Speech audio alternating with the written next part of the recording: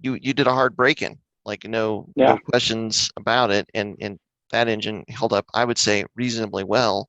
And you can probably point to that last event, the type of track, the G loads. I mean, there's a lot of factors there that probably contributed to that failure. Like if you wouldn't have been running with that alignment setup and at that track, like if you would have been at high planes and you would have been running your 1.5, 1.7 Gs, maybe the engine would still be running today. Yeah. I mean, I really do think, and it's kind of something we talked about. So for the people who don't know, I have the hill climb car. We're putting a lot of effort into it. So I don't know when the yellow car is going to be back out and playing again. But that being said, I mean, we could put it back together just like it was and run the oil pan just like it was. And I'm confident that with that setup, with literally just that $20 RCM part and all stock stuff, that anybody on street tires without aero is going to be just fine. That being said, I don't want to go slower. I want to keep going faster, even in that car. So, like, for me, slicks is the answer. Hello, and thank you for tuning in to the Flatirons Syndicate Motorsports Podcast. This show is brought to you by Flatirons Tuning, your source for any aftermarket or OEM Subaru parts. Be sure to check out our store at flatironstuning.com and stay tuned with Flatirons Tuning. Okay. But, I mean, everything's crazy out here. Dumpsters are everywhere. Rain gutters blowing off stuff. That's got to be some insane. Pretty Western. Like 80-mile-an-hour gusts, 100-mile-an-hour gusts? It was definitely, for me, like the gustiest it's been in a long time. Nick Steniford and he texted me this morning. He's like, "You survived the hurricane over there?" Because that's what it felt like, just constant onslaught. Wow. That's what the National Weather Service used for terminology, was hurricane force winds. So wow. Maybe deal with it, Florida. It's not so bad. We lost some gutters, but yeah. Oh man, we didn't have to board anything up. Don't tell them that.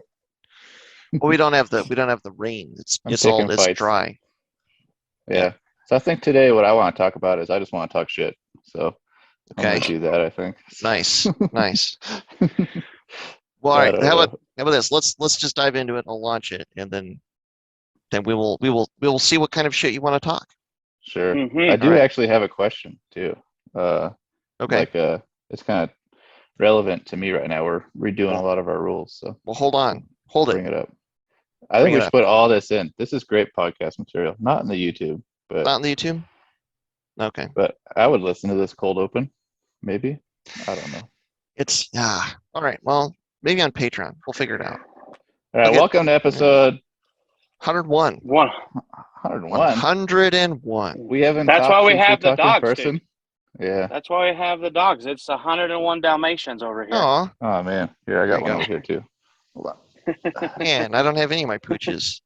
Bummer. Yes. Well, thanks for listening to the Flatirons Syndicate Motorsports Podcast. We've got Tasso and Dussex here with us. Guys, it's been a little bit since we did the 100th episode live, and a lot of stuff has happened for you guys. So let's kick off by just kind of what's been going on. What are you guys up to?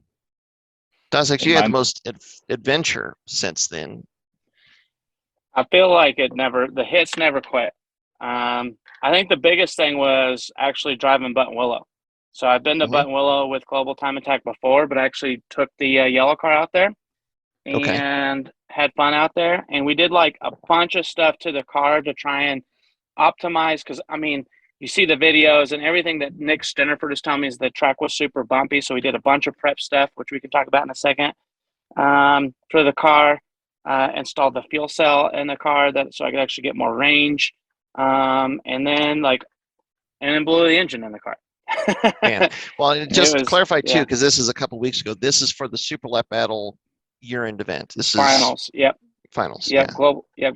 Finals at Button Willow, and the way that they have that event, they run that event the weekend after SEMA, and even before Global Time Attack was doing it. That's been like the format. So to get that draw from SEMA, so you see. Yeah. There's definitely some SEMA cars there, 100%, which everyone talks about that they don't run. And it wasn't just Savannah Little's car. There was actually a bunch of it was definitely a handful of SEMA cars out there. Lots of sick builds like the Evasive S2000. I don't know if anyone keeps up with that, but the Evasive S2000 being driven by Dio Shihara was super badass. The reemergence of Sydney from Life Motorsports. Mm-hmm. It was out there. Well, no, wait. Is the diesel? No. No. That's Okay. a different, like, I don't know what the name of that car is, but Oh, it is sorry. a different That's car. The Frank. green one. Yeah, Frank. Yeah, Frank the Tank. Yeah. Yeah. So Sydney was out there, and spoiler alert, they won overall. So Professional Awesome was out there, Yeah. which is, you talk about dusting the cobwebs off. Yep. It's been 10 Professional years. Awesome. 10 It's years since they crazy. ran that car. And so they dusted the cobwebs off and had Tom O'Gorman driving it, flew him in, international driving celebrity superstar, Tom O'Gorman from Ohio, representing the Midwest. Yep. I say that because we used to autocross together like 20 years ago, it seems like. Oh, wow. But yeah, and so then, so a lot of really wild cars out there. So it was definitely surrounded. I was definitely surrounded by really good company. Thomas Smith. Everybody who's friends of the podcast knows how much I love Thomas Smith. And Yeah. he was a good time. So yeah, that trip was just wild. It was so fun though. Like, to me, Nick Stennerford and I were joking that we basically left a racetrack in Colorado and went to a racetrack in California to hang out. But that's like what it was like. It was so cool. And I knew just enough people to be like, oh, hey, what's up, dude? Or hey, oh, what's up with that? But it was more like I got to hang out with Nick one-on-one, and we had like our own little camp and stuff. So it was a lot of fun. Super fun. What did you think of the track? That track it's like nonstop. It is like I talk to people about like the Ozarks, and Ozarks is a lot longer than the Button Willow. So I'm not saying that they're similar in that regard, but the description that somebody used with the Ozarks to me was that you just don't ever get a break. There's never like, it's just constant turns, constant elevation change, blind turns. Like Button Willow for me felt like that more than any track I've driven this season, at least, where it just feels like it's constant and constant. And I did like 3 flying laps there, and I was like, I've been out here for like 20 minutes. Are they ever going to throw the checker? Like, it just feels like you're out there forever, it's constant. It's bumpy in some spots. It's got like a lot of blind corners you kind of have to set up for, like kind of similar to the Ridge in that regard. But it's fast, and you're trying to like drive straight lines through curves, and it's pretty wild. Like the track was super wild. It wasn't too dusty, I didn't think. But even like when I was trying to like set up my suspension, I was like, half the course wants me to leave it soft. Like if I go up any higher in the compression, the other half of the course is going to suck. But this parts where it's not bumpy, like you could really use that compression, like that increase in like suspension stiffness to really maximize the grip, which is what I was able to do. But for the other half of the track, it feels like you're getting kicked in the kidneys the whole time. It's wild.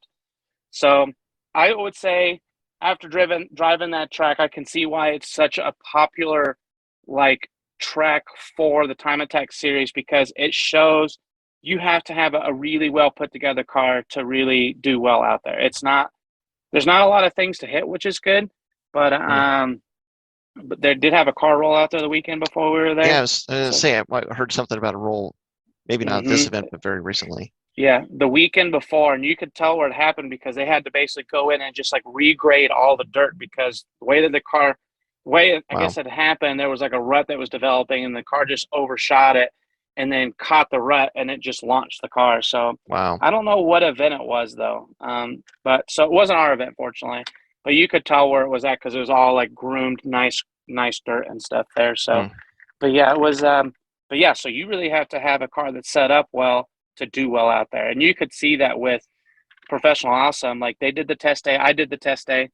They did the test day, and they would go out, run like a lap, come in, fix something, go out there and do a lap, come in, fix something.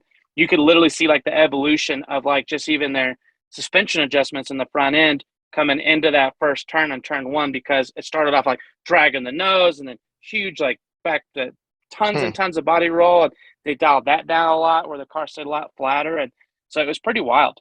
I never driven the track to have comparison, but a lot of people who had driven the track, like Gabriel Shahid, who's a guy who's from Colorado, he was saying that the track is way slower than it's ever been. Like it's been beat down that much. So it was cool to see how fast guys are still going though. Like the surface is worn down or something else? Yeah. Surface. Yep. Okay. Yep. The surface. Yeah. Okay. So it's due for a repave, they say. Yeah. Yeah. See if they do it. Mm-hmm. Well, so I mean, you mentioned it. Let's at least just clarify. You had an engine failure, and you posted something up a couple days ago about it was that engine had done a lot of work, but you're making a lot of G-force in the corners, and it sounds like that this track, like there was just no break, like no straights. It was just all from one corner to the next. And so, I mean, do you think that was a factor as well, or what is your sense? 100% grip force for sure. Okay. You can see the heat in that rod before, like it worn that. Like usually, when you like spin a rod bearing, half of it ends up, they end up on top of each other and clamshelling. That's not what happened in this thing. You could tell that rod bearing got worn down to the rod. And so like that tang that's on the rod bearing that locates the rod bearing is literally like still there. And that's all that's left of the rod bearing. That's all that's left of the bearing. Yeah. Ooh. And so like the rod itself was super, super heated. It was like, you could tell it was black and blue from the heat. And so kind of like for those who don't know, I basically just run like a stock oil pan, stock pickup, and I run the RCM little suction cup, that little damper, which I think is amazing. And and that's all I've ever ran in that car. And then just like basically a vented catch can, nothing crazy at all. And so when I was on street tires earlier in the year, and this is looking at, I would call this comparative data, maybe not like empirical data, not like, oh, that was exactly 2.04 Gs or 1.55, but to see the progression from tires and suspension adjustments and changes and stuff at different tracks. Like basically we were running, like my peak Gs last year were in like the 1.55 range. My peak Gs this year on street tires, like pretty much everything I ran all the way up until the A005s, like 1.5, a touch with a 1.6 here and there. He did the A005s without doing anything else to the suspension for optimizing for the tires at Topeka. Never been to that track before. And I ran, we had peak Gs in the 1.77 was our peak lateral Almost Gs there. 1.8. Wow. And so, and I drained the oil after every track weekend. So I used to want to do it like you guys were talking about, like every day, but at least do it every track weekend. So at 1.55 Gs or whatever we're hitting all summer, never had any bearing material at all.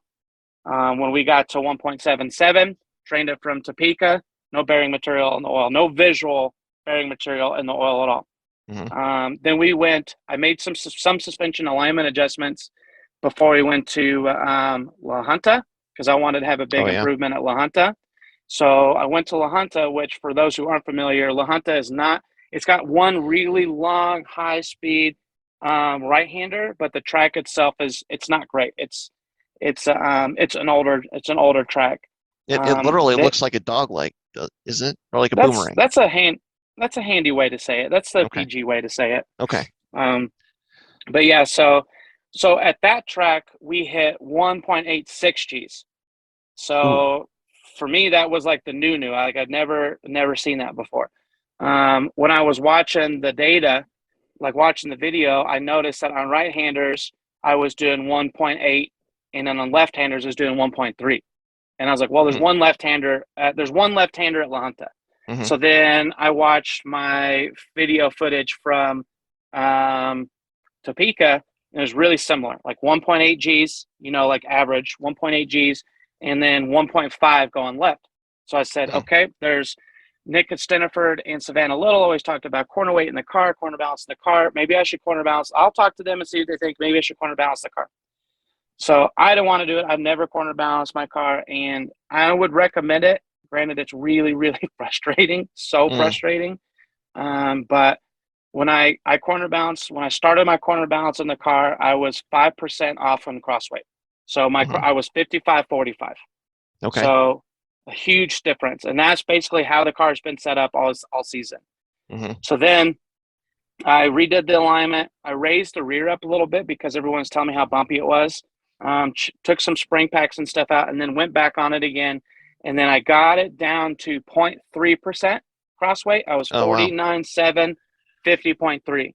So to me, it was like, I was going crazy. Like, it's just really, you had to try to to do your corner balance, you have to replicate everything perfect every time. You have to have a sequence, almost have to do it like 3 times to make sure you're getting the same numbers to make it as repeatable. So by this point, I had like 2 days wrapped into corner balancing, 2 total days. Wow. I was using Zach Stamos's feedback, who runs Proform here in the Springs. And so basically we got it to 0.3. So we went from 5% to 0.3%. Go to Button Willow, we're hitting like 2.04 Gs one way, like 1.9 something the other way. Wow. So we got it like really, really close. And I think with the fresh alignment and especially that change in the corner balancing, we brought the whole grip level up of the car substantially. Mm-hmm. And that was just too much for the rod bearing at that point. And the track where you don't have any straights, any breaks, it's just one corner to the next. Yeah, it is. I mean, you're literally like coming over like a floater right into a left-hander, over a straight, another left-hander, ripping a right, over a bend, ripping a right into. I mean, it's just like some people. I did do like a little live stream, just like Instagram Live on my phone on Saturday, the end of the day Saturday, which wasn't the fastest session, but I did like 5 laps back to back. And every part of the car was pissed off. Oh, like, man. Every bit of it. You know, the transmission didn't want to shift and like every bit, but like that's how crazy that track is. It's just very like, and a lot of people got to see like just how, I mean, back to back to back, every corner is on that track. I mean, you get a couple straights, but that are literally leading into like really fast like exchanges, you know, like a left and a right and then a left again, or a right and a left and a right. And it's pretty wild. So, man. Well, and so you kind of did a summary of what that engine had done. So like, give us a sense of how many events that engine had been through and such. So Keith, so last year we had the cam gear failure at Road America. So at the end of the season, I sent that engine to Keith Ghost Rex down in Ohio. He tore the engine apart. And saw that there was a light side and a heavy side with the engine. And so he just moved the parts around to get it pretty close within like a tenth or a gram or something side to side. New valves, new valve stems, and I think he did new rod bearings and new main bearings, and then sent the engine back to me before COTA. So at COTA, I got the car running, like cool, the car starts, everything seems to be happy, didn't test drive anything, didn't break in anything, loaded the car in a trailer, typical Ryan Dussex fashion, go to COTA. So its break-in period was essentially, we ran the break-in oil through the first 2 sessions of COTA. So its break-in period at COTA was 8,000 RPM rev limiter through every gear. I mean, we were pretty much within a couple tenths of our fastest time ever there, right out of the gate. So we'll call that hard break-in. Yeah, I'll call that an aggressive break-in. It was funny because Keith was he's going to enjoy this. So he was very much like, oh yeah, man. I mean, if you're not bending off the rev limiter, you're not breaking that motor. And I was like, okay, but you could. The guys were telling me that when I would come across through that front stretch, that he was like literally nervous. So you could just see like the stress on his face. But I would pull in and everything would be good. It's like, yeah, man. Yeah, just keep out there, just beat on that thing. You know, you got to break it in right. And then I go out there and he's just like a little worry wart over there in the paddock. And so that's how the motor started its season. We basically ran it that way. That's how we broke it in. We did 13 events, 13 track weekends with that car. It was in, I might get this wrong, but essentially 9 different tracks in 6 different states. Plus, I use it to, we did a couple video stuff for PPIR with it. Nick Stiniford, Savannah Little, and I have played around the track a little bit with the cars. I've done a handful of autocrosses with it. And the autocrosses are like 8,000 RPM launches and just banging gears and then you're done, you know? So, I mean, it's not super hard, but it's really tough on it at the same time. So, essentially, that car had, easily estimate 30 days on track plus a bunch of extra stuff. So I know that doesn't sound like it sounds like a lot to me. I'd say that's kind of a lot. Yeah. Yeah. I think when people say, oh man, his motor only lasts 1 season, it's like, this would be like the craziest season anybody would have ever had. I feel like that's up there with any of my years of competition I've ever had. Maybe not all the different track numbers, but He's still traveled quite a bit, East Coast, West Coast, a couple times, and everywhere in between. So, well, so and I wanted to throw this out because one of the videos as we're recording this we just put up, we talked about this Donut Media video where they had the engine failure in their HiLow WRX, and they were understandably frustrated because they had rebuilt the engine and they had under 200 miles on it, and they had a bearing failure that was reasonably catastrophic. And we made that video because we started getting calls from people that have watched this video and that are like super concerned about having a bearing failure, because like what they kind of categorized it as was like these Subaru EJ engines, they have inherently bad oiling. This is, we're not surprised that it happened kind of thing. And yeah, and it's just, which I think they made it sound, I think the design of the engine and the car itself is blamed maybe a little bit too much, and unfairly so. And they have such a following. I mean, that we're getting calls from people that are just really concerned about doing anything fun with their car now. And then it was, yes, you had a failure too, but like the difference between the two, you did a hard break-in, like no questions about it, and that engine held up, I would say, reasonably well. And you can probably point to that last event, the type of track, the G loads. I mean, there's a lot of factors there that probably contributed to that failure. Like if you wouldn't have been running with that alignment setup and at that track, like if you would have been at high plains and you would have been running your 1.5, 1.7 Gs, maybe the engine would still be running today. Yeah. I mean, I really do think, and it's kind of something we talked about.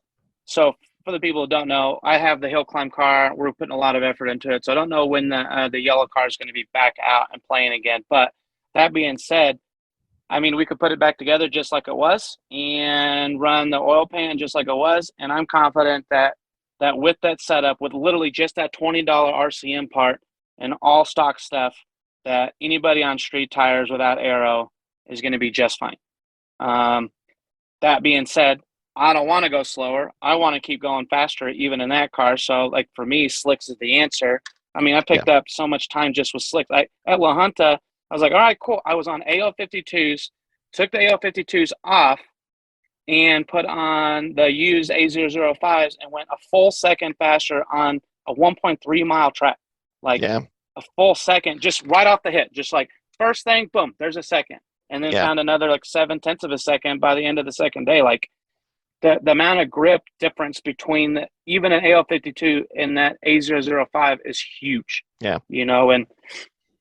And so for me, I mean, I do think that is the street tires, people on street tires even with like something, I mean, everybody knows my stance about some of these companies, but like IAG makes a great oil pan that I feel like anybody who's running IAG competition pan or a Killer Bee high G pan or whatever on something street with tires. Baffles, something with a little bit more baffling. Even the RCM, like that really trick. I wish I had the RCM pan now, but but at the bare minimum, the coolest thing about what I did, I think, is I just showed. I felt like I created a line of like, this is how far you can take a stock oil pan, like a stock baffled oil pan, with just a $20 mod to this point. You go past this point, and then you're in the danger zone. But and 2 Gs is crazy. I mean, that's with no aero, like with just mechanical grip alone. Yeah. Right. So I think like the upside about that is, and I don't know if this is the problem with the Donut Media thing, but the biggest thing that helped my motor was because it was built by a professional engine builder. Somebody who I feel like deserves a big high five and a big shout out there, because I feel like a lot of the problems that people have with EJs is who's putting them together. Everybody's got knows somebody who's putting these things together. Yeah. And I've had really good luck with OEM motors, and those are built to OEM standards. I've had much better luck with OEM motors. And then, of course, great luck with Keith's motors. So, I mean, this is Keith, I want to put that up. Keith at 969 Performance. It goes WRX on Instagram, but 969 Performance is his shop. Yeah.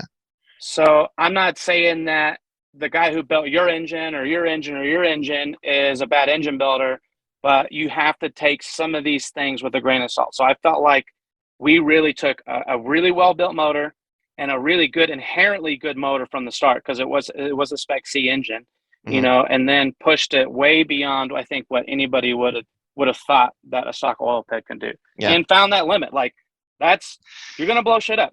Well, I mean, again, 2Gs side load. Yeah. Like you got to figure that a lot of street cars on, I mean, even sticky street tires, like the 200 treadwear cheaters, whatever. I mean, you're gonna probably get just a little bit over 1G in the corners, maybe 1.1, 1.2. I mean, getting to the point where you're doing 2Gs in the corner, I mean, that's a lot.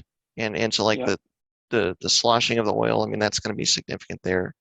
Yeah, I mean, it's just the frustrating part of that, the way that they categorize that failure, is that they made it sound like all too typical and all too expected of just a Subaru turbo engine, which is, I mean, if that hasn't been my experience, I would say that hasn't been your experience. I mean, yeah, this is actually not normal. This is only second bearing failure I've ever had out of all my engines. Wow. And the first one was one I put together. So I could that just shows you right there, like, why it's important to have an actual professional. Suspension, alignments, like that kind of stuff, like the chassis side of a car, I love that stuff. It's really macro. But when you get to something like really micro, where we're talking like thousands, tens, hundreds of thousands of clearances and stuff like that. I mean, Keith was telling me the difference between like an A size piston and a B size piston is to like the 4th decimal place. Like, I can't even visualize that. So that's really tough for me. Well, and the other thing that I think is worth mentioning, and we touched on this before, but it's worth mentioning again, is you're also paying attention to the car. You have people out there that are helping you, that are paying attention to the car. You're not just doing session after session after session, and maybe Donna Media does too. I mean, I don't know what their process was, but I mean, if you go out there and you're not paying attention to the car, and two, like with the kind of break-in procedure that you did, just going right to the track, you don't know what the car is going to do. You don't know what the engine's going to do. So you got to figure that out. So that means you got to pay really close attention to, like, okay, I went out for 2 sessions, and then you're dumping the oil. Like, all right, are we losing any oil, or are there any issues?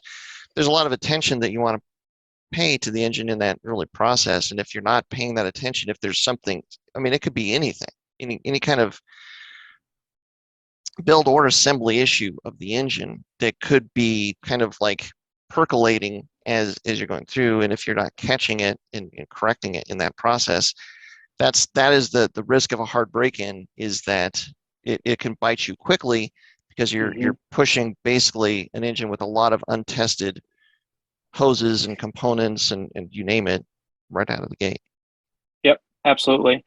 I think, like, for anybody at home is really that paranoid about it, I mean, and it doesn't want to invest in a dry sump, because I get that too. I mean, unfortunately, I think I'm really pumped that you guys have the RCM dry sump figured out. Like, I've seen a lot of people who just with dry sumps alone have just struggled to just make it work and on a Subaru alone. And I we get did that too. Yeah, exactly. And I get that is not reasonable for a street car. But if you go down the dry sump path or the wet sump path, I'm pretty confident that you'll be fine. But you can't just assume that your engine was the good one, like the Tuesday through Thursday engine built at Subaru, or the whatever engine with the highest tolerances built from XYZ manufacturer. You kind of have to have a trend. So kind of like what you're saying, I went to COTA, did the hard break-in. I had my engine builder there, and he was the one who looked after it. He was the one who listened to it. Yeah. He was the one who wanted all the feedback on it. Yeah. And so, and draining that oil after, that 2 sessions gave him a picture of what the engine was doing right then and there. Did I overdo it on this rod bolt? Is it too loose clearance on this? Are we getting way too much bearing material? Like, once he had that baseline, he was confident that I could just push this thing to whatever I do with it. Yeah. So people who get into tracking their car for the first time, or tracking a new to them car, you have to start establishing that baseline too. So like stuff like oil sampling and drain your oil, doing oil changes after every track event that you do at the bare minimum with oil sample. If you're seeing a lot of bearing material, you should know that you should start planning. Well, and the other thing I would just add to that, and Tasso, you've been awful quiet. I want to come back to you here in a second. Just I'm sure he got something to throw in, but he's the king of heartbreaking. man, well, that's a lot. That's a lot to live up to. But just paying attention to other things like, okay, are you having issues with your PCV system, oil control system? Are you moving oil into your catch can or air oil separator? How much? Are you having issues with the air oil separator draining or not? Like you've got to pay attention to all those other systems too, because like if you're having that oil moving in places where it shouldn't go, and then that's causing your sum to get low or lower, then that just exacerbates any kind of problem that you might have in corners or whatever. So you've got to pay attention to all these little details, and once you get a handle on where to look, what to look for, then I mean you can read what's going on reasonably easily, but you've got to kind of know where to look. Yeah. All right, Tasso. I don't even have anything, not even that divisive to say here, but it's pretty standard stuff. I mean, you're calling it a baseline. I call it a personality, whether it's a car or a motor or whatever. Because I've had a handful of motors in my car over the years now, and I got to know that car pretty well too, and they all have personalities, right? So like this last motor I had was sloppy, but shit, but it got after it. Yeah, it was sloppy, but it performed, and hard, right? And I would keep oil in it, and it kept trying to remove its own oil. But as long as I kept up with that, it was like full-on party motor. Like that thing sat, it probably sat on the rev limiter or on launch control more than most, tuner Subarus have spent above, 3,500 RPM. So I get tired of people blaming, like, oh, Subarus, you're going to have a head gasket. Oh, how many times you done the head gasket in your race car? I don't know. None. None. Yeah. Yeah. We've done a couple, right? but why don't you go come up with an original thought, you parrot? Well, and I would even say that, like, you've got to understand what the issue is. I mean, it's not like we had head gasket issues. We documented all the head gasket issues, and really what it came down to, this is where the oil cap, or not the oil cap, radiator cap thing came from. We had an issue, a fundamental issue with the cooling system that we missed literally for almost a decade. But you weren't really having head gasket issues. You were having cylinder wall melting out issues because of lack of cooling. No. One thing leads to another, right? Basically, every year at Pikes Peak, the car would overheat. And then every year it would overheat. Like there was a couple times where we did head gaskets just because it overheated if there wasn't anything more serious to be done. But then we were chasing our tails. We couldn't keep the car cool. So but that's not I'm driving to the market in my Subaru, let another head gasket go. I mean, that's a competition motor not having everything functioning correctly. But I guess what I would throw in is, knowing that we had the radiator caps wrong the whole time, we were opening ourselves up to a very fundamental issue that could crop up, and which could crop up on any street-driven car once it got up to peak temperature.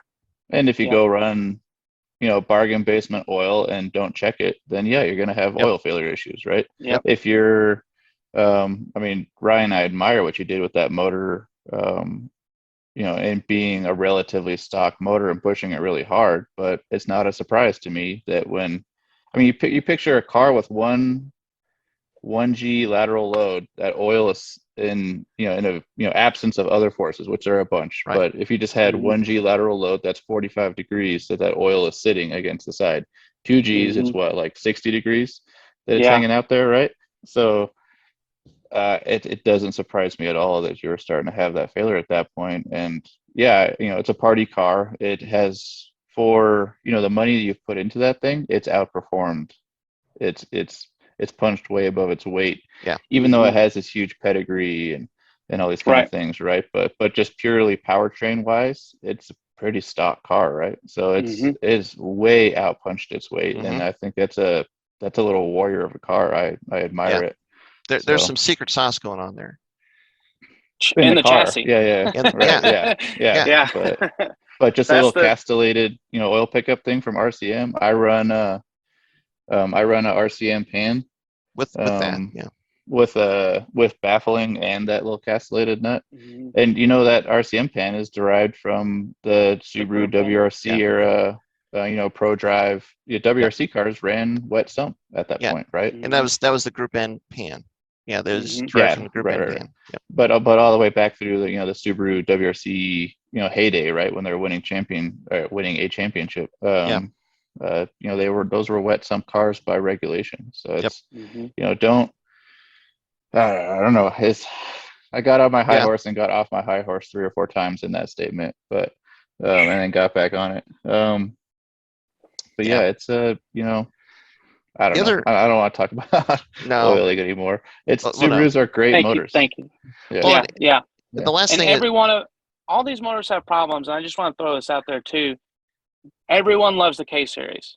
I don't think I don't know how many times I've had people tell me, "Oh, just put a K series in your Subaru." The K series is the new LS. Like now put an LS in everything. Now it's put a K series in everything. Yeah, they're susceptible to failure. In the exact same session that I had my engine failure, Nick Stennerford launched his rod out the side of his engine, and he has this epic photo.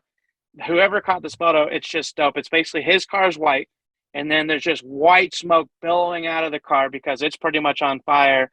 And Nick is outside of the car walking away from it on the track, and somebody captured that moment, and it's fucking epic. Sweet. Because that's what it is, right? Like, we're doing this stuff to do epic shit. And so anyway, that's it's all engines have. There's something in every mark. There's not like a complete idiot-proof mark out there. Race car. How many World Rally Championship wins does a K Series have? None. Yeah. And how many does the LS have? None. Now, arguably, the 4G motors have way more than Subarus do, but that's fine. They're heavy, so screw those guys. Okay. All right. Well, and the one thing that I just want to add is, like, I think what we have to get away from it, like, two things. One is like track fear. Like, you can't get it in your head that if you just take your car to the track, you're going to have a failure, period. Like, there's things to do, there's steps to take, monitoring is necessary, but there's no guaranteed failure. I've never, knock wood, I'm going to knock some wood here if I can find some.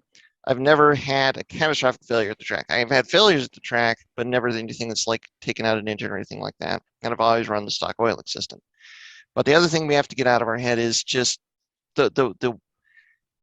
everybody wants to guess. Nobody wants to know what's going on. Everybody just wants to guess. Well, you need to collect data. If you really want to track your car a decent number of times, or especially if you want to compete, you've got to get gauges, you've got to get data, you've got to see what's going on. You can't just, sometimes not knowing is less stressful because, ignorance is bliss and all that. Like, you have no idea, like, hey, I'm doing all these 2G corners. Boy, I hope my oil pressure's okay. The engine's still running. It must be fine, right? But like to actually collect data and see what's going on with the oil pressure. No, because then if you are having like the beginnings of an issue or the signs of an issue, then and you can address it, and then you're not going to have hopefully a catastrophic failure. But you can't just guess. You can't just pick a pan because 3 people say that this is the best pan, put it on there and just go, my oil problems are solved. Maybe it's better. Hopefully it's better. But like, unless you've got an oil pressure gauge, unless you are doing some data logging and seeing what's going on, you don't know. You just don't. You're just guessing. And it's hard to pin down a problem, and then that's where it becomes all too easy to just blame. It's EJ engines. They have oiling issues. Of course, I'm going to lose a bearing. And also, you should be okay with not knowing if you don't have that stuff. I don't know. You are until you're not.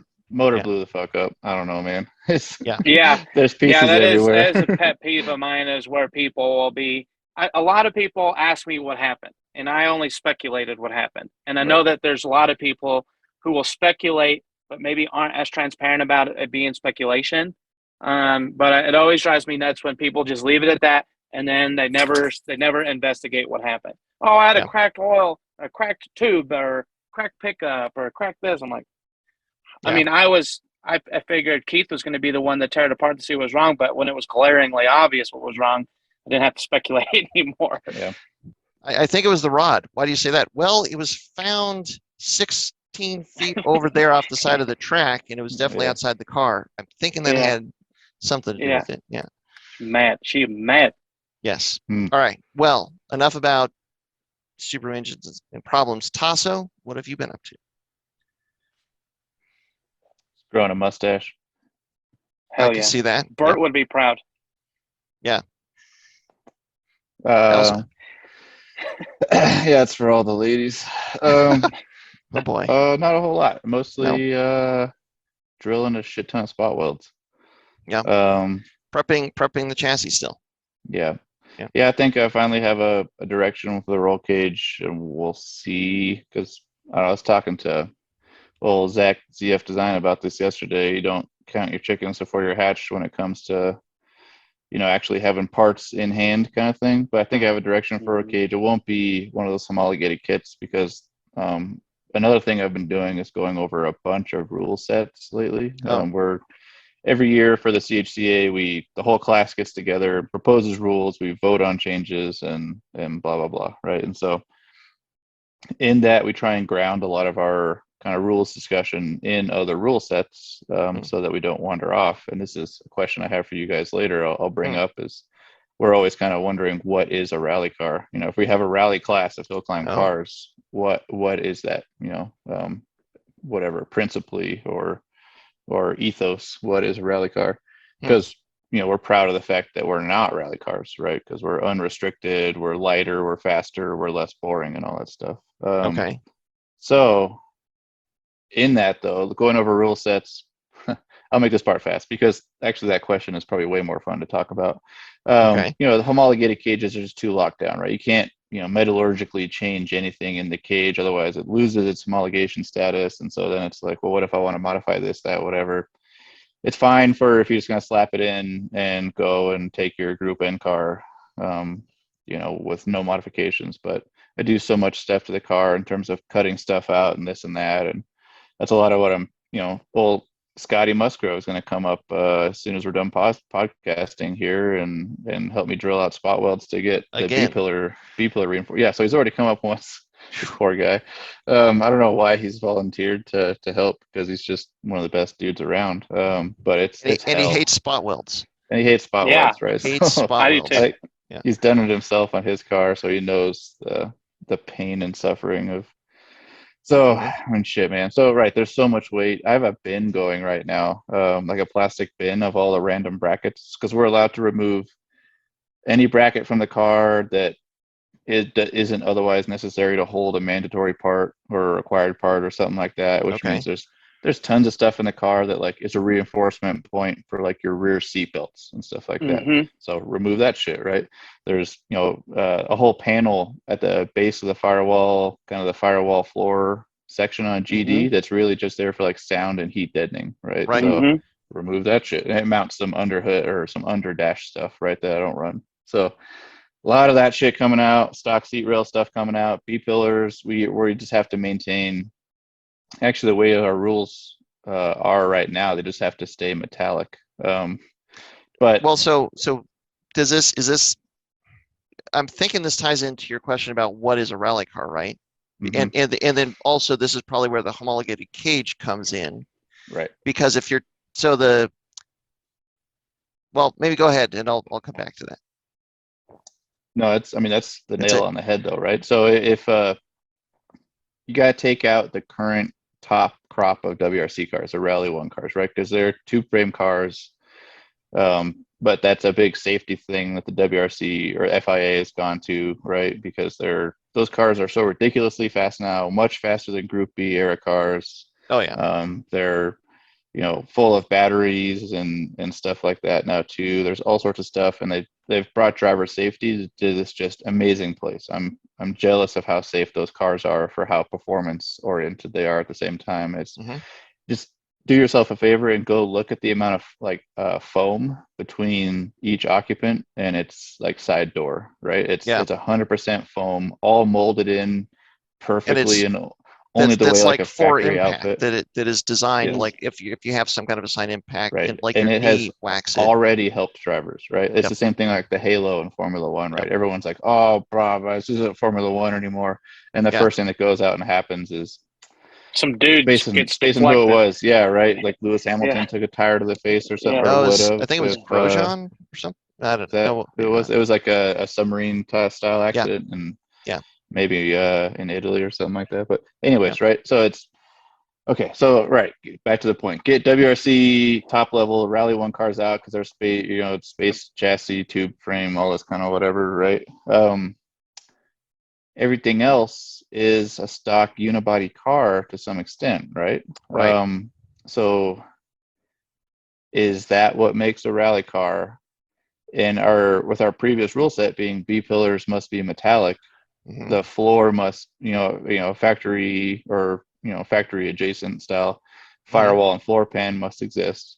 A and B pillars must be metallic. C pillar must exist, can be replaced with a composite. Then, I mean, we had a tube chassis car show up last year. Yeah, the Hyundai.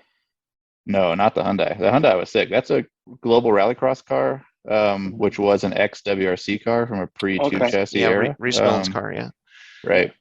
And that's actually badass, and that's something we took into account with this new rule set is, well, what is FIA Rallycross? The GRC Rallycross just point back when it existed, because it's gone now. It's natural Rallycross, whatever. But the GRC car is just pointed at FIA Rallycross rules, Supercar 1 and 2 or whatever their classes are called. So, well, what do those rule books say? And they're pretty tight, actually. They're actually really similar to like ARA's open class rally cars. So it's tough. It's there's this weird, if you were to draw like a Venn diagram, FIA Rallycross, GRC, ARA open class cars, to some extent they all got mostly unibody still in place. The factory unibody, yeah. Factory unibody, right? And so, but well, what is the rule? What is the rule as far as the cage and the gusseting, and how much of a chassis stiffness benefit can the cage play or be? There's no limit on how much stiffness a cage can add to a chassis. But in the FIA rules? Correct. Okay. It's so like, SCCA competition rules and stuff like that, right? They limit the number of points that a cage can tie into a chassis for stiffening and stuff. Yep. FIA doesn't care. The only thing that really kind of references that is you're not really allowed to patch holes with metal unless they're in the passenger compartment. So like if anybody has stripped a car, there's about 5 million holes in the car at that point, right? Whether it's not even the spot welds, if you drill them the old fashioned way and just drill them and create a bunch of holes that way, but just your whole floor pan is just covered in holes. Yeah. There's factory metal plugs that are bonded in. There's factory plastic plugs all over the place. There's other components that used to come through a firewall, say, that you don't have anymore, like, heater, air conditioner stuff, all that kind of stuff leaves holes. In the passenger compartment, FIA says that you can plug those things with metal, but not anywhere else. It has to be done with aluminum tape. What about including, is the firewall included as the passenger compartment? Because technically it's the passenger compartment in front of you. Right. Yeah. Yeah. Well, so but it's the separation between the passenger compartment and the non. Right. Yeah. And to that, what they say is, passenger compartment plug with metal, and the firewall should reasonably impede fire. Right. Or something. Something it has to be able to do its job. Yeah. It has to be a firewall of some sort. Well, so this is what I was going to say is when you there's a lot of reinforcements. Like we know that in the B pillar of a Subaru B pillars and A pillars, to be fair too, have crazy amounts of reinforcement, which give the unibody a crazy amount of inherent stiffness. And so like a lot of the FIA certified cages, like the out of the box stuff, it is not designed to gusset to the A pillar or the B pillar because in a Subaru, because they know like these things are really strong as it is. But then if you want to, now you're talking about drilling out all of these pieces of metal that are that reinforcement, now you don't have that inherent strength. Yeah, so you need to be especially able to, the B pillar. Here's one of many gray areas that we run into that's really hard, because I hate gray areas and rules as a rule writer, as one of the previous class reps and class rep next year for the rally all-wheel drive class at the CHCA. As a person writing these rules, I hate these gray areas, because then it leaves it up to essentially the tech inspector's interpretation. Which sucks, because fuck that shit. I don't want some guy to just have an opinion about whether or not my car is legal or not, or even myself, right? The same way.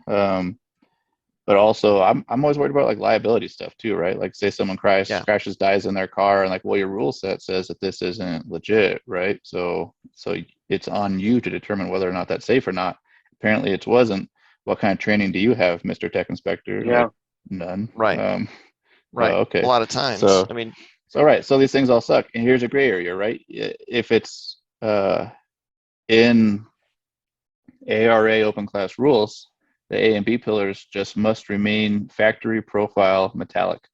C pillar Okay. factory profile. What's factory profile mean to you right now, if you were to hear that? I would say the exterior should yeah. resemble like Yep. the painted material of the the car. place, the size, yeah, from the outside. So, and that's what Yeah. it is by interpretation commonly, right? It's the outside only, not the inside. My interpretation would be, oh, the inside should be factory profile too. In fact, I was getting ready to clamshell the B pillar to pull it apart, pull the heavy stuff out and put it back together. And then I actually talked to an ARA technical director who said, oh, no, we just mean the outside.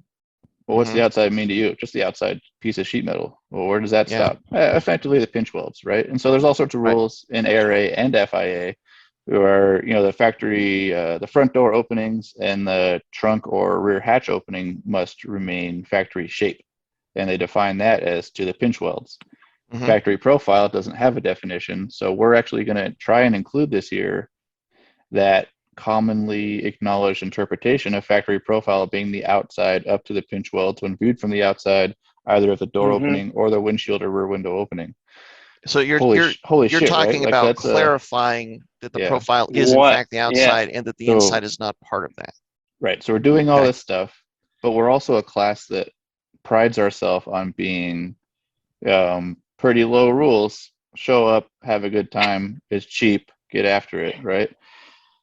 So why do we try and make these Venn diagrams match? Well, right? and so here's the other part of that though. So why does this matter? Why are you drilling out these spot welds to remove these panels and weight? Well, so if you have to have a cage for a car and the cage has to meet certain minimum requirements for safety and structure, okay, well, you're adding weight by doing that. And you're adding a decent amount of weight because it has to be pretty reasonable thickness and size of steel tubes to get the safety effect from putting the cage in the first place. Right. Well, you're adding all this weight. Well, but you put in a cage that mirrors the B pillar, and the B pillar has all this inherent strength in it, which comes with a weight penalty. Right. If you take all this weight out before you put the cage in, you can save a lot of weight. Like we now know Subaru B pillars are tens of pounds of reinforcement each up high, right? Yeah. Like above head height. So and so like our Pikes Peak car, we had the cage put in it. This is like years ago. We didn't even, this wasn't even a thought process of ours at the time. The cage is just put in and the factory unibody is completely intact. If we had another shell and we were building that exact same car right now, as a start, it would be 150 pounds lighter than what it is. Because we could easily take about 150 pounds of weight, maybe more, out of the unibody of the car because we'd be bringing it back with the structure of the cage. Right. In horrible places too, not just 150 pounds in the floor. Right. There's a lot of bracketry down there, up high, right? Yeah. And if you are listening to this wondering why that matters, then maybe, well, I was going to say you should find another podcast. Welcome to the podcast. Welcome to the podcast. Holy shit, weight is bad. It's the one thing that makes everything better is a car being lighter. And the higher or further from the center of gravity that weight is, the more it matters. Right. So, well, so you know how my roll cage in my yellow car is like 3 inches off the roof? Yeah.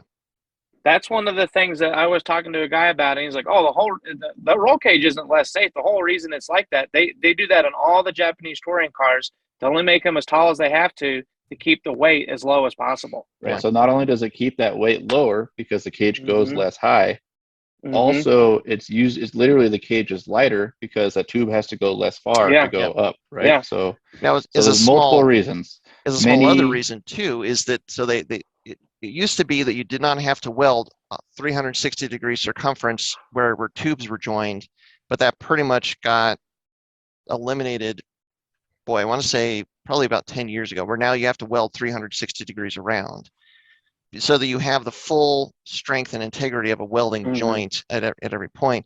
But then like you have to have room to make that weld. So if you're going to try and like, this is where like now a lot of the rules you have to have a box at the bottom that the cage sits on. because that's how you have to weld the cage in the car. That's how you can weld 360, and then you raise the cage up like 2 inches, and you put it on a box at the bottom. Yep. Right. So the plot thickens, though. Yeah. Now consider this part. People now.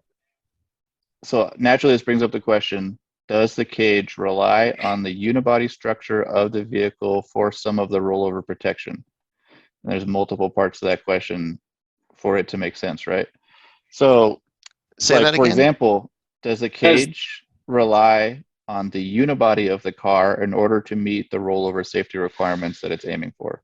So we have thinner and smaller tubing cage requirements than the open wheel tube chassis cars that run at CHCA.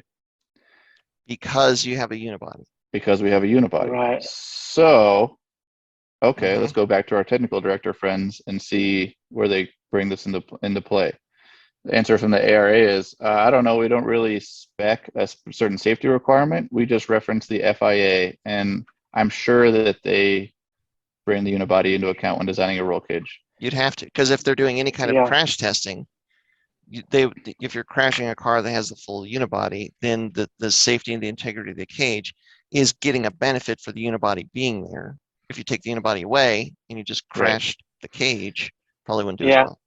So, and to add to that, like to add proof to that too, the Hill Climb Association for Pikes Peak specifies that in a two-frame chassis car, how thick the bottom of the car has to be, like how thick that structure has to be depending on the material it's made out of, because it is that supports the argument that at least the floor plan is an integral part of the safety structure.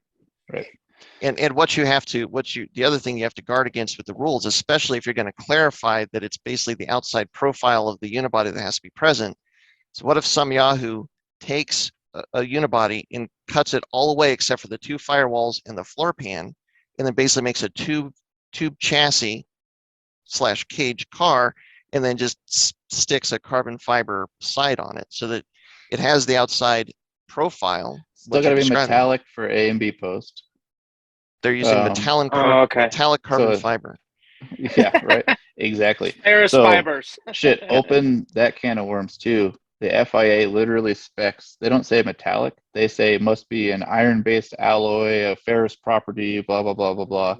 Okay. They specifically say no magnesium or titanium alloys allowed except where explicitly allowed.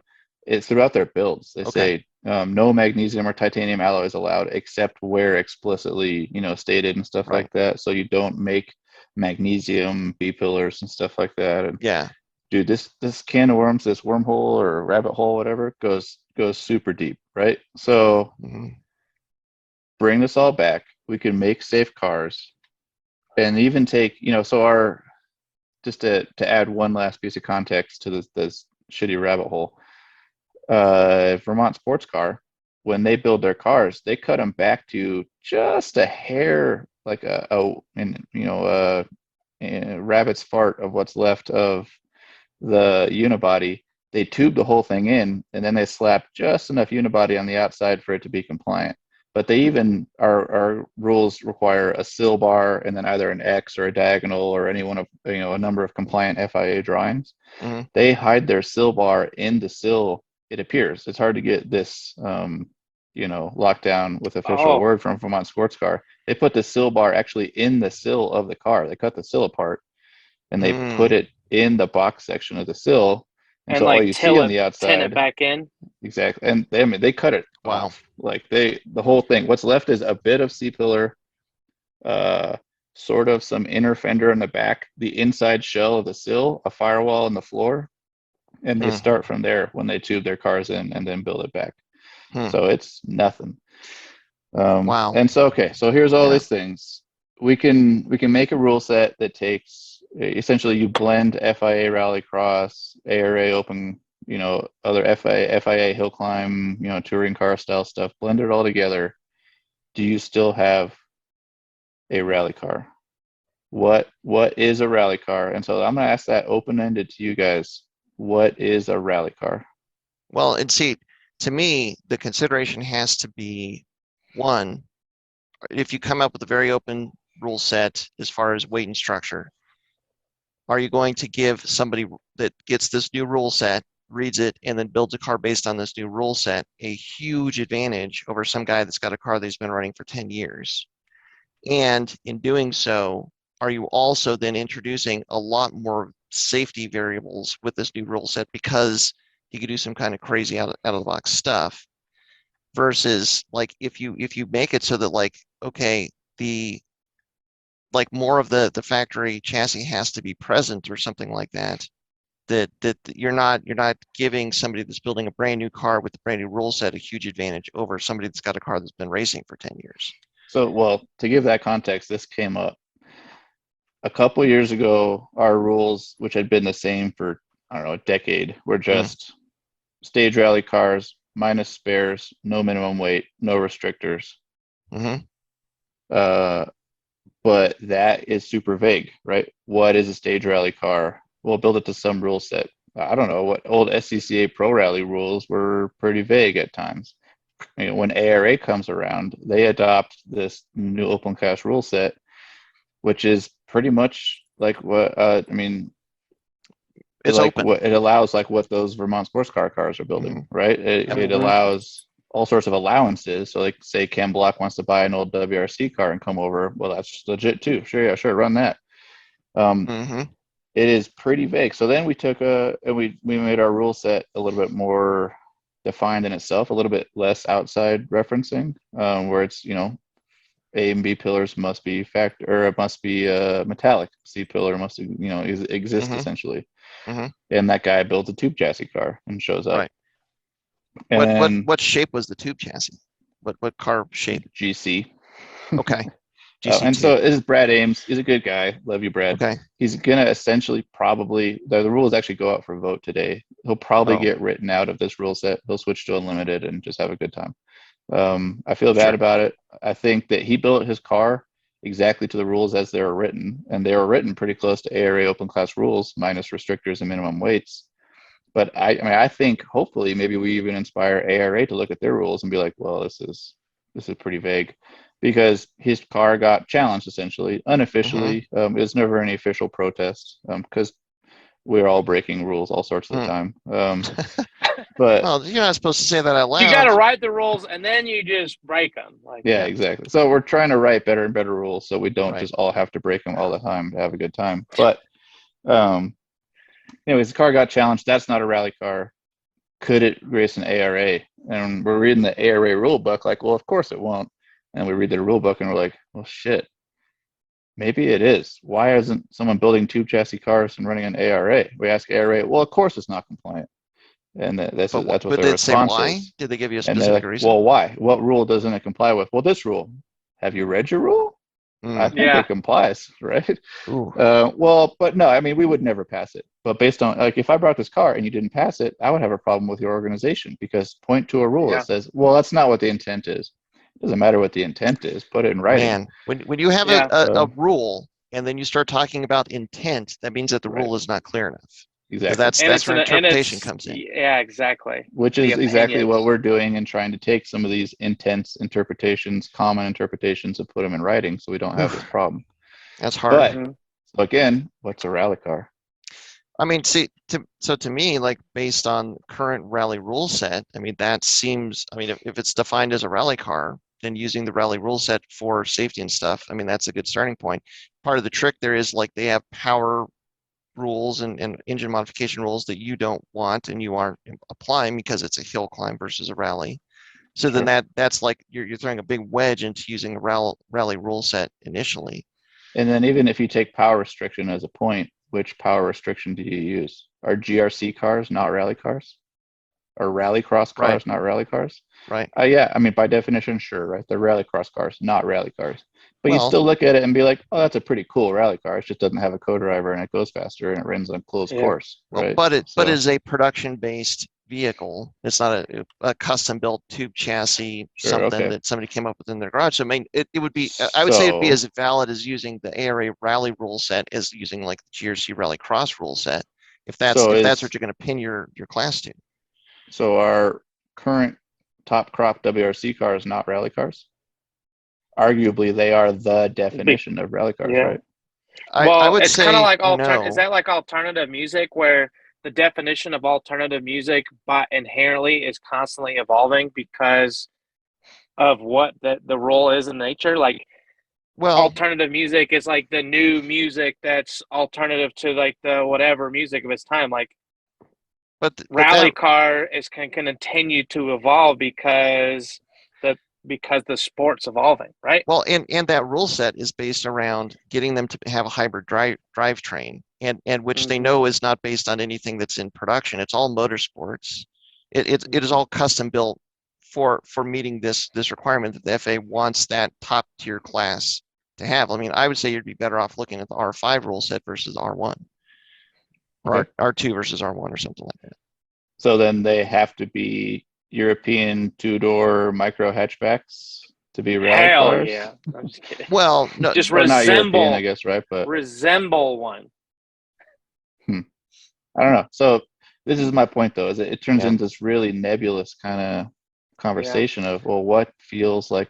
So, okay, Monster Tajima's various, Suzuki's or whatever he's in at Yeah. the moment running at Pikes Peak. Is that a rally car? no. Those are probably closer to a production car than a lot of current crop rally cars are in WRC. No, not with the two engines. Okay, And then not the that one. single Sure. engine one, Okay, so was the also a fully tubed chassis. Gran Turismo famous Escudo Pikes Peak edition, Yeah. whatever, right? I had Yeah. unibody in it, I'm pretty sure. Probably more than, or probably as much as the current WRC cars have. So, is that a rally car?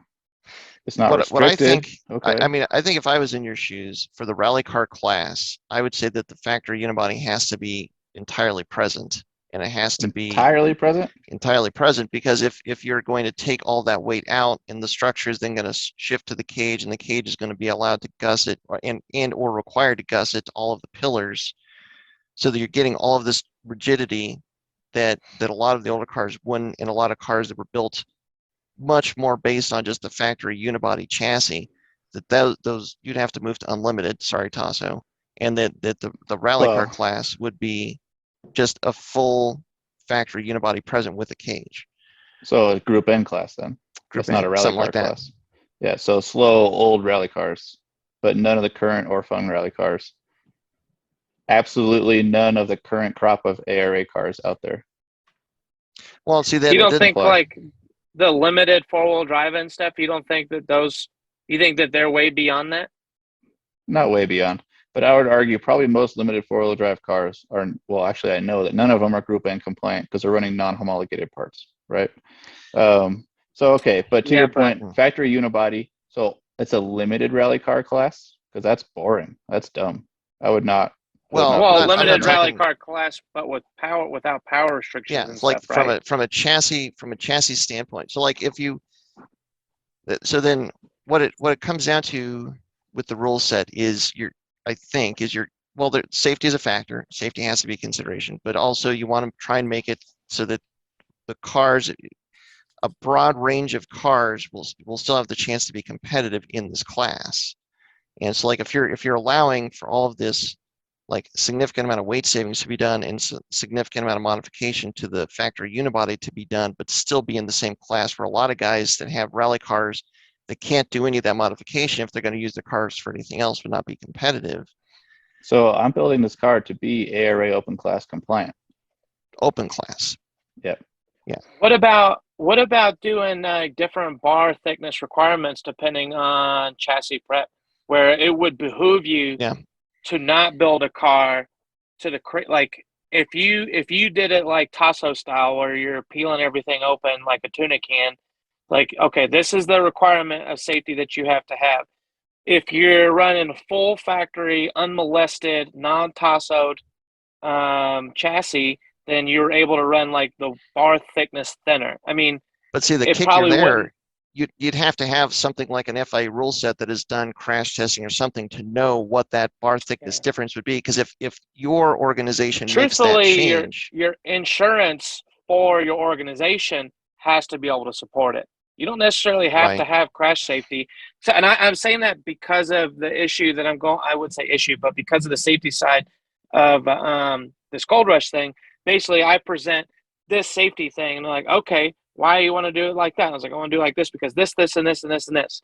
Will our insurance cover it? Right. And so that's really up to the organization's insurance provider to cover that.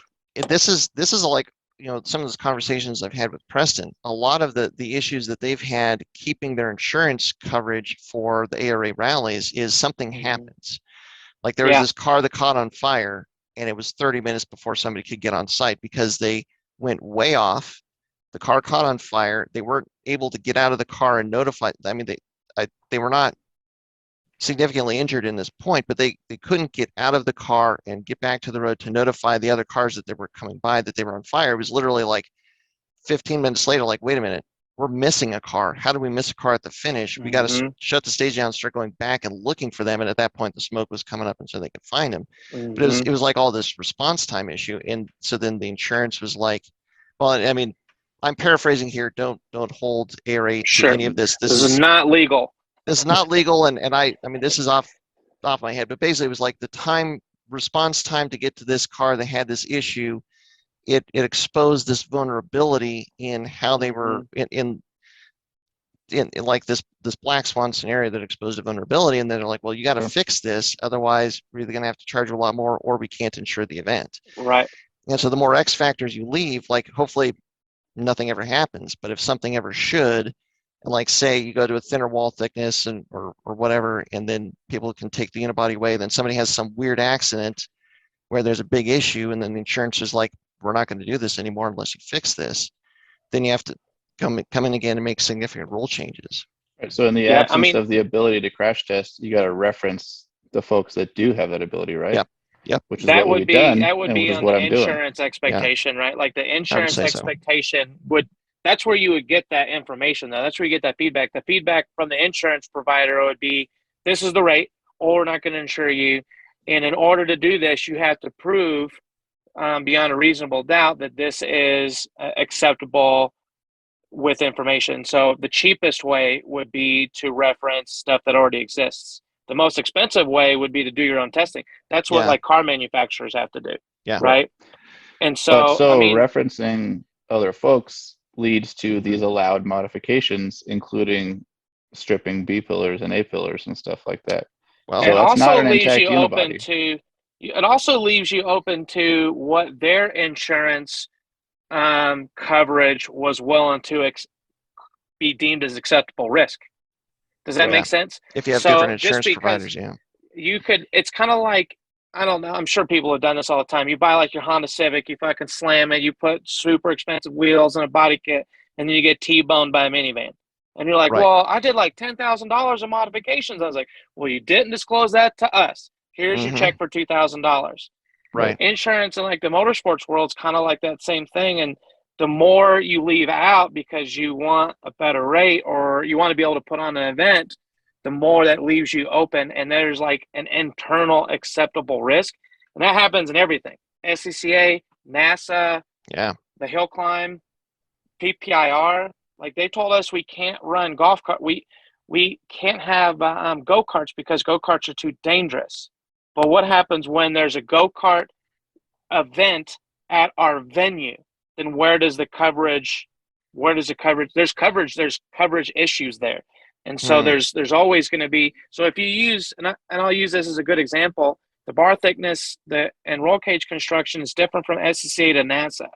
It could be the SCCA said, well, we're willing to allow this, but NASA is like, well, we can't, their insurance providers like, we can't allow that. Yeah. We have to allow this. Sure. And so if you use SCCA's rules and SCCA stuff, and you're like, well, because they have all the crash testing to support it, you're also accepting SCCA's risk. Does that make sense? But you have to disclose, like, it's a weird thing. Like, it's something I've never ever thought about till just right now. Yep. So you follow well, it's not my idea, I just do what these guys do, train. It goes all the way back to the FIA, which doesn't require an entirely intact unibody in order to run these cages, right? So I'm going to go ahead and throw away your unibody is what makes a rally car idea, because only really one international rally class requires it in Group N, which is not a very popular class. Not anymore. I mean, it's cool. I like Group N, but Hmm. I agree. That's what makes a production rally car, maybe, right? Or a limited Yeah. rally car as a reference. I think Group N's a little wild because it's just literally a homologation party, and good luck trying to ever make one from scratch if you're not, a manufacturer. Subaru, right, or Well, pro and driver or whatever, right? But it is the inspiration for this literally just this two chassis car that Brad Ames built because it seems like it's out of the spirit of the rules. it sparked conversation. I've been really careful with myself, at least, in communicating this to other folks in these conversations, that no part of this is a work to ban a car that we don't like. Meh. Right? Like, that's not what's going on here. It's just, well, how do we ground our class in reality? Right? What's a rally car? What's a rally class hill climb car even? Right? And ultimately what we decided was we're going to reference the cool parts of every rally thing that shows up in FIA or ARA and just put them together into one fun class and then take restrictors out because fuck restrictors. Right. So, and minimum weights. We thought about doing minimum weights, but man, that's a pain. I hate weighing. It's it's even the Group E era had minimum weights. So how do you guys verify that the safety that's in place in the car is actually suitable? So either the car has to have a logbook from an outside rally organization or outside organization of some sort certifying that it is what it says it is, or it needs a statement from the cage builder. So the cage builder would take on the liability? Yeah, so say you had, we're not use X-raying Scotty's or a great drilling. example, though. Right. But Scotty's car was built for a weight that his car currently isn't at. So if you didn't weigh the car, it would be easy to say, oh yeah, I mean, this car weighs 2,900 pounds. Like, okay, well, we can't weigh you to verify, so sick. Right. Well, we don't have any weight-based safety hard. rules. Yeah. Well, they're hard if you have to pay for them. Yeah. So, but yeah. So right. So we don't have any like outside variable dependent safety rules. All the safety rules apply to all the cars. So it's not like, oh, you weigh this much, your cage has to weigh this. Doesn't matter if you weigh 1 pound or 70,000 pounds. It's largely 1 3/4, 1.5 inches, 083 if you're Docal or 095 if you're cold drawn or all this kind of stuff, right? So that's big windows. My car's 1 3/4 120 wall because that's the over 3,000 pound weight for NASA and SCCA. So we don't have any of that. They're all because they're all derived from rally class rules. There's minimum weights in rally, and they're all higher than what most of our cars are, right? So it'd be wild if someone showed up with just a bunch of ballast to make their car 6,000 pounds. And if that happened, yeah, I guess maybe we would have to think about putting weight limits on our cage specs. But that's just not, the nature What if they of the came car. out with a Model S, a Model 3, or a GTR? Those are three motorsports cars that just pop right off the top. That's actually what I just thought of is an electric car. Like somebody comes out with an electric car. It specifically says that any hybrid or electric cars will be approved on a case-by-case basis. Okay. And at the moment, we wouldn't because we don't have the means to hire. Yeah. But a GTR though. What, like a Nissan or whatever? Like, I don't know. Because they're about 3,800, 3,900 I can't keep up with Porsche GT things, right? Oh, no, this is a Nissan GTR. There is a GT3 that races, and that brought up people like in the two-wheel drive class were like, that's not a fucking rally car. Like, we can't allow that thing in our class. Like, how is it not? I would argue there's more Porsche rally cars in the world than there are any other car, maybe other than Volvos, right? So, how is it? There's a class for them in the FIA. There is a GT3 Porsche spec rally class. So, fuck that argument. And that car comes with the factory installed cage, and so you got to figure that Porsche's doing all the crash testing and R&D to ensure that the cage is safe. Yeah, so they're a way larger target. Meets a homologation, right? But right. So what about the GTR makes you worried? Just from a weight standpoint. It probably will get booted for engine displacement anyways. So What is that? it's 2.6. What kind of if you're What kind of I no know. restrictor class are you guys I having know. over here? I know. It actually comes up. I mean, just talking to Troy yesterday about Audis and like what Audi motors would comply with the class. It's derivative of a rally class, so we do still have engine displacement limits based on naturally aspirated or forced induction. So it's 2.6 if you're forced induction in an all-wheel drive car. So that GTR will probably get booted because what are they, 4 point something? 3.8. 3.8, yeah. 3.6 or 3.8. I think it's 3.8, yeah. Yeah, so doesn't matter. Next example, what you got? Wow. Well, we should wind down on this because that's a lot of rules talk. Because we might have lost all but like 2 people. Basically, ever since I've had a concussion, I've been doing this for like cognitive therapy kind of stuff and just forcing myself to wrap my mind around these concepts. That is a mental stress test for sure. Yeah. So got me. Feel like I'm having heart palpitations right now. I need an energy drink to calm me down. And to make it on top of that, man, these end up being really like emotionally charged conversations when you have these conversations with the drivers in the class, right? So for sure. Because especially when you've got somebody that's been running for a long time with a car and you tell them that now they can't run anymore or they have to run in a different class, I mean, that can cause some serious Fortunately, it's just one guy who's run a car for 1 year who knew that he was pushing a limit and knew that he was going to inspire these conversations. So fortunately, no one's really getting the boot. And even then, he could work to make his car compliant. But the way the rules are written, it's still pretty loose, right? You just got to get some stuff in there and kind of make it right again. And he could get back in the class. So, I don't know. So, yeah, there's a comment below or some shit, right? Like, what's a rally car? What's a rally car? What does a rally car mean to you? Hit me up, OTC Racing on Instagram. Tell me what you think.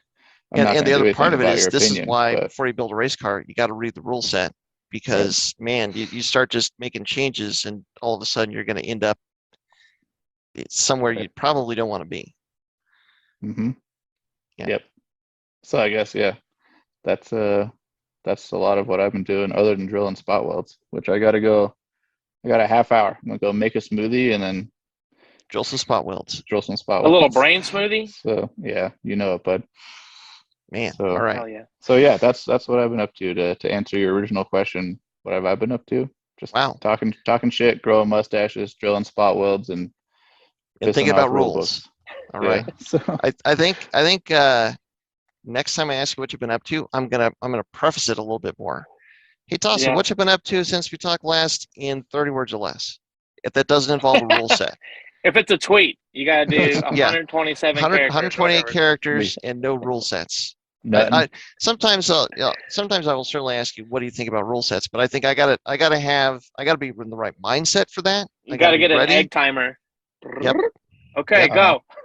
No, it's interesting stuff for sure, but man, I don't know how long we've even been talking about rules, but there's so many facets to it. You can just hours are gone immediately. Well, what about this? And what about, can you do this? And what's good? What's bad? It's Yep. Don't get me started on should versus shall in a rule set and what those mean to you. You know what we got really lucky with, and by we I mean Pikes Peak National Raceway. The hill climb said, use all of our safety rules, there'll be no problems. For what now? For the Gold Rush event. Oh, okay. Yeah, so we didn't have to jump through any red tape, worry about getting sued, or have to crash our own cars to figure it out. Nice. I was like, dang. Well, they've been making some pretty big changes to their rule sets in the last 7-8 years too. So I mean, you want to talk about sketchy? Look at Pikes Peak cars from touring cars from 8 years ago, right? Compare the rules right now between NASA and the Pikes Peak hill climb. You want to see sketchy? I can't believe people live when they fall off the mountain. Honestly, I believe that they can live. I can't believe that NASA says it has to be even more intense than that. That's what I really mean. Well, because now Pikes Peak is just basically they've defaulted to FIA rules because they wanted to make it easier for other vehicles that are running in other series to just plug in. Because before that, you had to add certain reinforcement points to the HiLow and all the sort of in the doors. I would say it's even the roll cage construction itself is below FIA rules. I mean, it's basically NASA. It's basically a NASA roll construction essentially, with probably FIA bar thicknesses. Like the FIA bar, well, I don't know about FIA, but the bar thicknesses with the hill climb, they're just more categories. Does that make sense? Yeah. Whereas like NASA's like, this is a huge chunk, this is a huge chunk, this is a huge chunk. Good luck. Man, they're a little bit more like there's more weights. So yeah, FIL spec certain hoops, and certain designs and certain thicknesses, and you need to put the right stuff together in a cage. Yeah. Right? Well, so we run the risk of going on for another, I don't know, 6 days. Yeah. But that was one of the interesting parts with the Pikes Peak hill climb when we built the Pikes Peak car, because an FIA cage was not sufficient. It had to have like all these gussets and the HiLow and stuff. But so they're trying to get international cars to come in. So if you have rules that are different than like what's over in Europe or what's over in Japan, well, now those people have to modify their cages to now meet your rule set. But if you modify a cage at all, the car has to be re-inspected and re-logbooked. Like if you weld one thing to the cage, period, you have to basically recertify the whole thing. And then like, okay, you made this change, now you can run a Pikes Peak, but now can you then take the car and go back and run in your original series? Like now that's up kind of, you're punting that back to the original series. Like, are you going to allow this modification in the cage or not? It gets, and so that's where I think they've tried to standardize the rules a lot more to make it easier for these cars to come in, that are running another series, like the Acurs and stuff. One of the funniest things about Pikes Peak rules is, to me, when you take these Indy cars and stuff like that have been adapted for Pikes Peak, and then they have to add the Pikes Peak open wheel like the hoop and helmet stuff, right? Yeah. So you have these beautiful sculpted Indy cars that can go 220 miles an hour around Indianapolis and stuff like that. And then Pikes Peak's like, no, put some shit over your head. Yeah. And so then it's just that tube that just hangs out up there, like, what's up? I'm the Pikes Peak tube. Yeah. Word, dog. Word. Yeah. So, but yeah, I mean, you're way less likely to smash your face into a rock when you go off a cliff at Indianapolis versus not a lot of cliffs there. Not a lot of cliffs. So not anywhere in Indianapolis. That sounds like a challenge, is what that sounds like. Ugh, those guys crash hard. I don't get how those guys walk away from some of that stuff. But right on. Anyways. Well, probably as good a place to end is in E. And we probably should. We should take a break. We should step away from rules again and get back to the real world and enjoy life again before we come back here and talk rules again. Rules are love. Rules are life. All praise rules. Okay. Weird from a guy who wants to have no rules, but okay. Yeah. Rules are complicated. Like rules I've are not said a simple before, thing. There's nothing I'll say that I'm not willing to go back on in a podcast. Okay. So. Outback Steakhouse wrote including my rules, including that statement. Okay. So, yeah. All right. We got the meats.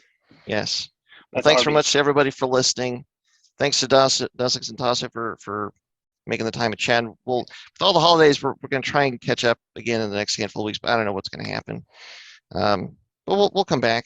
We will continue. We've hit 100 episodes now, so I mean, I guess this means we can't stop anytime soon. So, until next time, stay tuned to Flatirons Tuning. What was this? Is that some kind of Rocky Mountain foothills? Colorado Hill climb. This is the hills have eyes. Colorado Hill have pine eyes. cones. I'm just hanging loose, bro. That's hanging loose. Okay. Yeah. All right. Leave this in for sure. Now you know. That's apparently the sign for hang loose. I did not know that. I thought it was something more like this. But even I don't even. That's like a pine cone hanging loose, just like about to blow off the tree. Was that two goats having a conversation about rules? That was the two goats talking. You walked a thin line right there. I don't know, but is that a greatest of all time joke? I don't know. Yeah, I'm actually concerned now. I'm really worried, but I think it's okay. Cold opens. Are we doing cold closes too? Is that what this is? Maybe. And snap. Luke and warm. And cut. Thanks everyone for tuning in to the Flatirons Syndicate Motorsports Podcast. Once again, we'd like to let you know that your support is what makes this show possible. Be sure to check out our online store at flatironstuning.com for any of your aftermarket or OEM Subaru parts needs. And as always, stay tuned with Flatirons Tuning.